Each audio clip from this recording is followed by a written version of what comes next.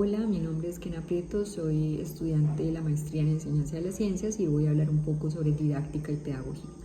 Para iniciar, entonces, la pedagogía es un grupo de orientaciones metódicas que van centradas a resolver el interrogante ¿cómo educar? Para esto, entonces, hay que entrar a reflexionar sobre también algunos conceptos como la antropología, la sociología, que básicamente delimitan esa relación que existe entre el hombre y el entorno, o esas reflexiones mucho más filosóficas sobre concepciones de la vida y aún más allá de la cotidianidad. Todo este conjunto de cosas van o se encierran dentro de unas corrientes que van a reflexionar o a direccionar ese gran interrogante que es cómo educar. Entonces, ¿cómo lo podría llevar yo al ambiente?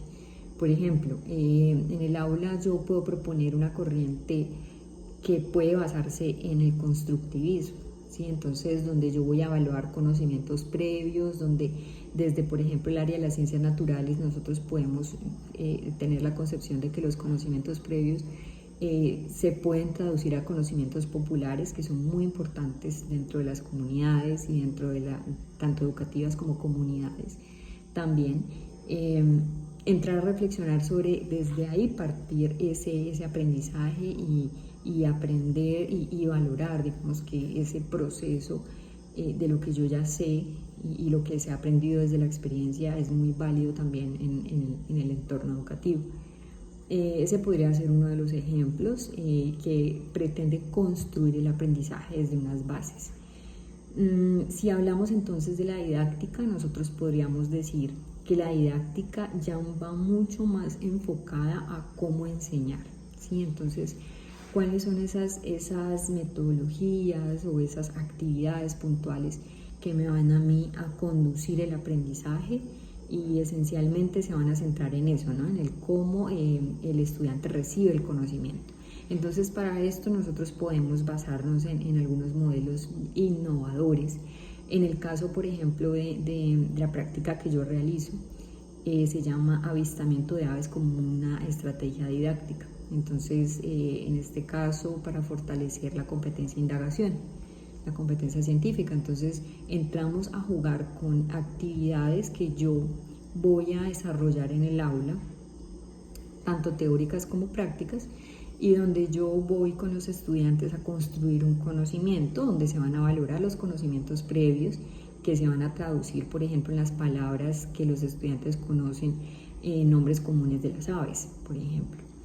¿Y esto que me va a fortalecer a mí? La clasificación de los organismos vivos.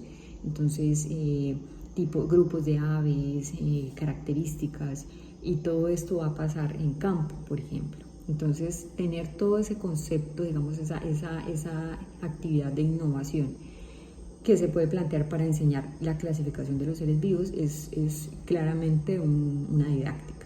Entonces, ¿cómo yo llevo esto a los estudiantes? Entonces, a partir de esta actividad teórico-práctica, entonces voy a proponer actividades que van a iniciar de esta construcción del conocimiento y que a partir de actividades de campo, que van a ser prácticas, se van a desarrollar, y a partir de una bitácora de campo, una recolección de datos que me van a mí a arrojar una información importante que el estudiante mismo va a construir y donde a mí se me va a evidenciar que el estudiante va a adquirir un conocimiento significativo. Adicional a esto, pues hay diferentes tipos de evaluación. La didáctica también puede innovar en estos tipos de evaluación, más enfocados hacia la evaluación formativa. Entonces ahí podemos hablar un poco sobre la autoevaluación, la coevaluación, y estimular este tipo de evaluaciones hace también que el estudiante tenga una visión diferente del conocimiento. Entonces, básicamente la didáctica es eso, es cómo orientar al estudiante, cómo enseñarle. Se centra más en esa pregunta y por eso la pedagogía se complementa muy bien con la didáctica. Entonces no se puede hablar sin pedagogía si carece de didáctica y viceversa. Entonces es muy importante que a partir de esas corrientes entonces podamos identificar esas actividades didácticas que podrían funcionar para el aprendizaje significativo. Muchas gracias, espero que sea de su agrado.